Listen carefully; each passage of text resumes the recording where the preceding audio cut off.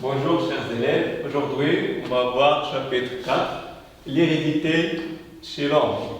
Les objectifs de ce chapitre-là sont de définir certaines notions de l'hérédité humaine, d'établir la relation entre le programme génétique et les caractères héréditaires, déterminer le rôle des chromosomes dans la transmission des caractères héréditaires, de mettre en évidence le principe du clonage et enfin de réaliser des schémas d'observation relatifs à l'hérédité chez l'homme. Alors, le problème que se pose lorsqu'on observe plusieurs humains, on distingue plusieurs caractères liés à l'espèce humaine. Ce sont les caractères spécifiques de l'espèce humaine. On sait que tous les hommes ayant des yeux, de nez, de bouche, etc.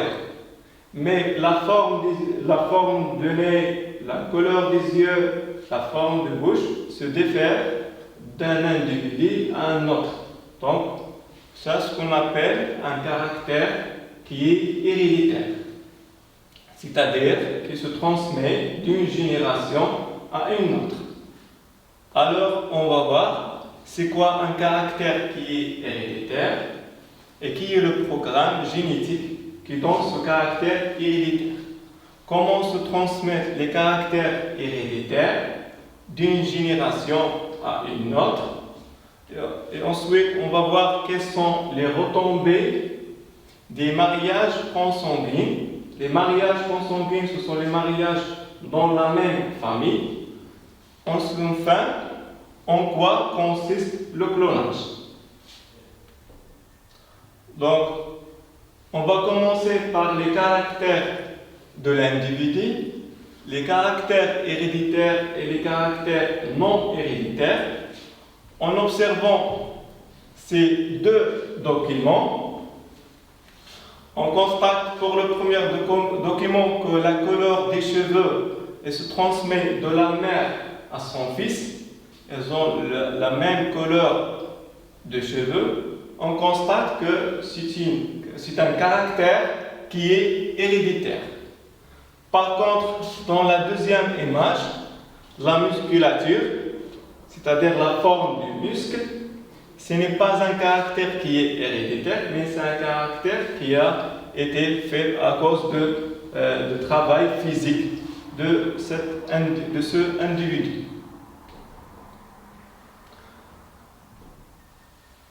Comme conclusion, donc le caractère couleur des cheveux est héréditaire, alors que la musculation est un caractère qui est non héréditaire.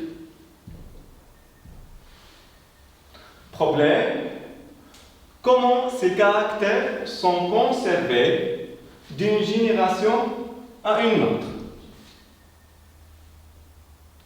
Donc, existence de la transmission d'une information génétique, on va réaliser ce qu'on appelle un arbre généalogique. Exemple d'une famille qui est la maladie de daltonisme. C'est une maladie qui est transmissible d'une génération à une autre. On l'appelle maladie génétique. Donc, les éléments qui constituent l'arbre généalogique,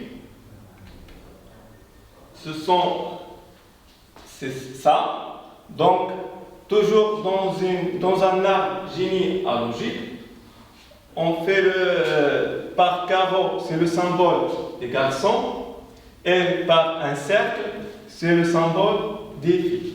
Alors, les carreaux ou bien les cercles qui ont une couleur gris, ce sont des gens qui ont daltonien, qui atteignent de cette maladie de la daltonie. Alors, on peut analyser un arbre généalogique pour savoir est-ce que c'est une maladie génétiquement transmissible ou bien c'est une maladie qui est non génétiquement transmissible. Si on analyse ce arbre généalogique, on voit que Fatima, dans la première génération, et Ali, lorsqu'ils sont mariés, Fatima, elle est daltonienne, par contre, Ali, elle est saint. Donc, leur descendance, on a 3 enfants, Khadija, Zaynab et Ahmed. On voit que Khadija et Zaynab sont saints. Par contre, Ahmed, elle est atteinte de la maladie de daltonie. Donc, après, en deuxième génération, Ahmed il se marie avec une autre fille. Donc, ils ont obtenu 2 enfants qui sont saints. Alors que le mariage de Zaynab qui est saint avec Sami, aussi elle est saint, ils ont obtenu 3 enfants, dont 2, Hassan et Ayman, sont atteints de cette maladie. Donc, on peut dire que cette maladie passe d'une génération à une autre. Donc, c'est une maladie qui est génétique, liée au génome. C'est une maladie génétique.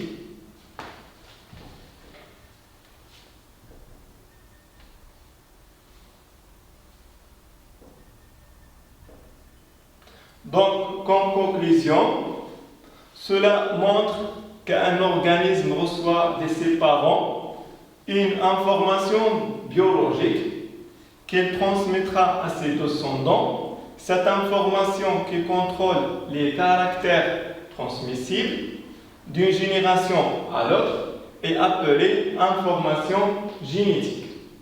Donc, certains caractères pourront être transmis aux descendants. Ce sont des caractères, ce qu'on appelle des caractères héréditaires. Donc, on va chercher maintenant où se trouve l'information génétique responsable des caractères héréditaires. Un rappel, on a vu ça dans la reproduction, l'union d'un spermatozoïde avec l'ovule, phénomène de fécondation, va donner une cellule œuf. La cellule œuf va donner ensuite un être vivant. Donc, après la fécondation, ce qu'on a vu, donc les êtres vivants existent sous la forme d'une cellule œuf. Donc, la cellule œuf, c'est lui qui contient l'héritage parental. Elle contient les informations dites génétiques de père et de la mère. L'ensemble des informations génétiques donne tous les caractères d'un individu constitue ce qu'on appelle le programme génétique. Donc, on va chercher où se trouve ce programme génétique. Est-ce qu'il est dans le cytoplasme? Est-ce qu'il est dans le noyau? Est-ce qu'il est dans d'autres organes?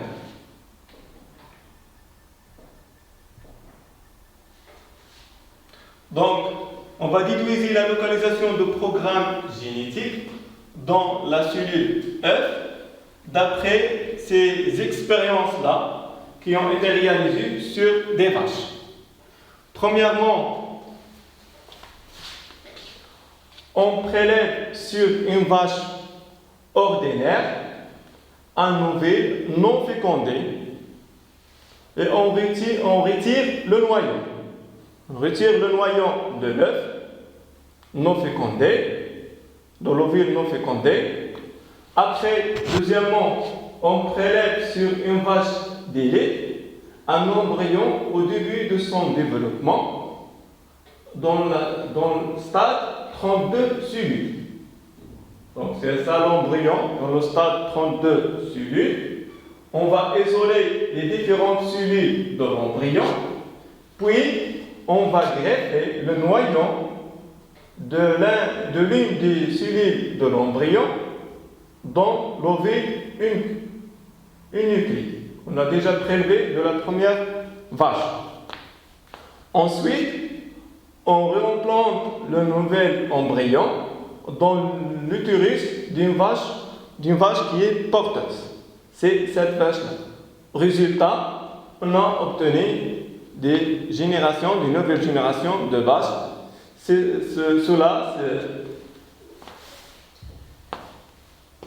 Ça permet de sortir par une conclusion, bien par un bilan. Donc le programme génétique est contenu dans le noyau. Il est dans le noyau de la cellule œuf et dans le noyau de toutes les cellules de l'organisme. C'est pour cela que les descendants elles rassemblent aux vaches qui a donné le noyau, c'est le vache numéro 2. Donc, le support de programme génétique, on va observer des racines d'ailes. Voilà les racines d'ailes en microscope. Donc, dans les racines d'ailes, dans le noyau du cellules des racines d'ailes, on constate qu'il y a des formes vertes. Ce que vous voyez ici, c'est ce qu'on appelle les chromosomes à l'intérieur du noyau coloré. Voilà l'image d'un seul chromosome, comment elle. Ces chromosomes-là sont bien sûr visibles lors de la division cellulaire. Alors, c'est quoi le rôle de ces chromosomes-là? Ce qu'on va voir ensuite. Donc,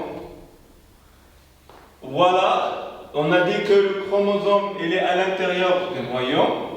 Donc, le chromosome contient 2 brins. Chaque brin, on l'appelle chromatide. Au centre du chromosome, il y a ce qu'on appelle un centromère qui lie les 2 brins de chromosome. Alors, le chromosome, il a plusieurs fragments. Donc, chaque fragment, il est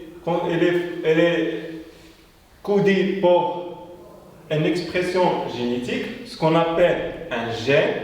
Donc, le chromosome il contient plusieurs gènes. Chaque fragment de chromosome, il y a un gène, et on voit qu'il y a gène 1, gène 2, etc. Donc, sur le chromosome, il y a plusieurs gènes, et ces gènes-là, c'est elle qui est responsable de donner des caractères héréditaires qui vont passer d'une génération à une autre.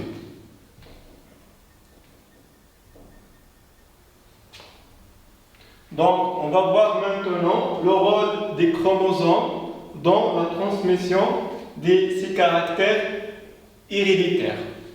Premièrement, on va commencer par l'observation des karyotypes humains. Alors, c'est quoi les karyotypes?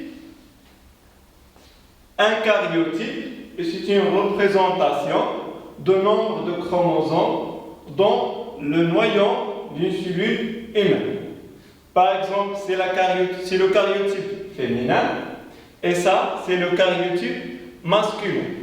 Donc, la cellule humaine contient 46 chromosomes.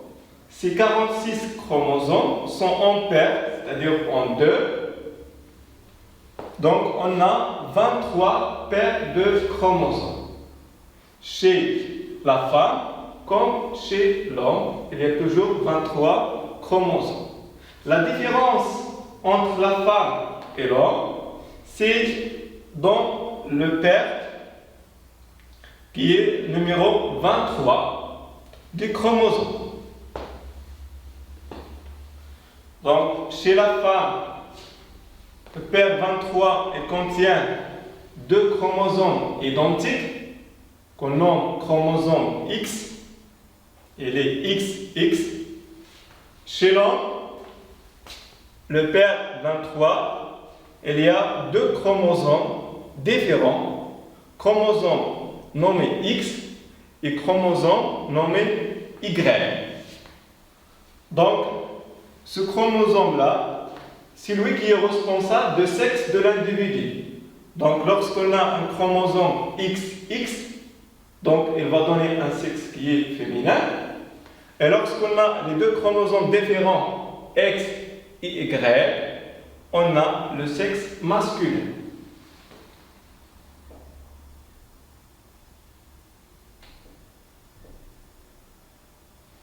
On va voir maintenant quelques anomalies de nombre de chromosomes.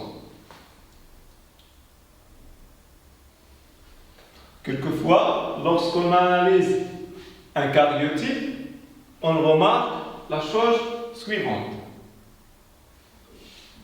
Exemple ici, si on fait l'analyse de ce karyotype-là, on observe qu'on a toujours deux paires de chromosomes, sauf il y a un anomalie dans le chromosome 21. Donc dans le chromosome 21, on a 3 chromosomes au lieu de 2 chromosomes dans l'état normal. Donc cette maladie-là, on l'appelle la maladie, le syndrome de Down, aussi appelé trisomie 21. C'est-à-dire qu'il y a 3 chromosomes dans le père 21. Voilà l'image d'un enfant qui est trisomie 21, où il y a le syndrome de Down. Alors cette maladie-là, elle est transmissible d'une génération à une autre. C'est une maladie qui est héréditaire. Donc pourquoi on conseille les gens d'éviter les mariages consanguins? Donc pour le phénomène de la consanguinité et son rapport avec la transmission des caractères héréditaires, le risque d'apparition des maladies héréditaires augmente avec le mariage consanguin. Voir les informations fournies par l'exemple qu'on avait de daltonisme. Lorsque deux individus se marient de la même famille, on a le risque plus d'avoir des naissances ou bien des enfants qui ont des maladies liées aux gènes, c'est-à-dire des maladies héréditaires qui passent des pères aux enfants. Par contre, lorsqu'il y a un mariage entre deux familles différentes, ou bien deux familles différentes, donc il y a le risque de maladie qui est héréditaire, elle devient faible. Donc pour cela, on conseille aux jeunes d'éviter les mariages sanguins pour éviter ces maladies-là. Alors maintenant, on va voir c'est quoi le clonage. Alors premièrement, on va faire une définition de clonage. C'est quoi le clonage?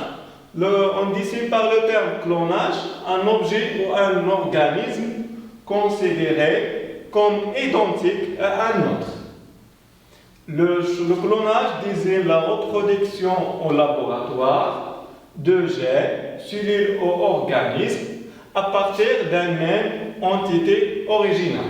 Clonage, c'est lorsqu'on fait plusieurs individus qui sont identiques l'un de l'autre.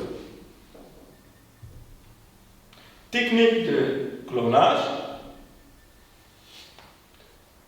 Donc, pour les techniques de clonage, il existe deux techniques principales. Première technique, c'est la technique de clonage à partir d'un œuf. Et la deuxième technique, c'est la technique de clonage qui consiste à prélever une cellule somatique et spécialisée. On va voir l'exemple de Berbé Dolly. Donc, on va voir la première technique. C'est la technique du clonage à partir d'un œuf. Cette technique-là se fait comme ça. Premièrement, on prend une vache. L'exemple ici, c'est une expérience faite sur les vaches. On prend une vache blanche, un noir. On prélève la cellule œuf de cette vache, après fécondation bien sûr. Puis on retire le noyau de la cellule œuf. Ensuite, on va prendre une vache qui est blanche et marron. Cellule œuf d'elle aussi, après fécondation. Puis on va prélever le noyau de cette cellule œuf, de cette vache-là, et on va l'injecter dans la cellule œuf énucléée de la première vache qui est blanche et noire. Ensuite, la cellule œuf qu'on a fait, on va l'introduire sur une vache porteuse. Donc, on va obtenir une descendante qui ressemble à la vache blanche et marron. Pourquoi? Parce que la vache blanche et marron, c'est elle qui a donné le noyau. Et on a dit que le matériel génétique existe dans le noyau. Donc, tous les caractères héréditaires se trouvent dans le noyau, dans les chromosomes. C'est pour cela que la descendance ressemble aux vaches blanches et marron. Voilà, c'est la première technique de clonage à partir d'un œuf. Deuxième technique, c'est la technique de clonage qui consiste à prélever une cellule somatique et spécialisée. L'exemple le plus célèbre qui a déjà été fait, c'est l'exemple de Berbé Dole. Donc, cette technique se base sur ça. Premièrement, on va prendre une Berbé A. On va prélever le noyau d'une cellule de l'animal à cloner. Ensuite, on va prendre une Berbé B. Le noyau de l'ovocyte est enlevé. Puis, on va faire la fusion à l'aide d'un choc électrique de deux noyaux de donneur avec l'ovocyte dont on va enlever le noyau. Ensuite, on va stimulation de la division cellulaire pour donner un embryon. Puis, on va implanter ce embryon à une Berbé porteuse qu'on a nommée C. Et on a obtenu, Berbé s'appelle Dolé, cette Dolé-là, elle ressemble au Berbé, bien sûr, A, qui a donné le noyau de la cellule. Donc, schéma bilan qu'on a fait, donc on a parlé de caractères de l'individu. Pour les caractères de l'individu, on a des caractères de l'espèce humaine. Ce sont les cheveux, les lèvres, les yeux, etc. Ces caractères se diffèrent d'un individu à un autre par la forme, la couleur, etc. Donc, lorsqu'ils divergent par la forme et la couleur, on appelle ce sont des caractères héréditaires déterminés par un programme qui est génétique. Par contre, la musculature et le bronzé de peau, ce sont des caractères qui sont non héréditaires, c'est-à-dire qui ne passent pas d'une génération à une autre. On a vu aussi que à l'intérieur de noyau se trouvent les chromosomes, et les chromosomes, ce sont les supports de l'information génétique. On a vu aussi que ce qu'on appelle les karyotypes, les chromosomes sont formés sous forme de karyotypes. Le karyotype mâle vient de l'homme, contient le XY dans le chromosome 23. Par contre, le karyotype d'une femme, il est identique à la karyotype de l'homme, sauf que le 23 paire, ou le chromosome 23, il est différent, il a XY, et c'est pour cela qu'on a les deux sexes différents, mâle et femelle, ou bien homme et femme. Et fin de présentation. Merci pour votre attention. À la prochaine, mes élèves.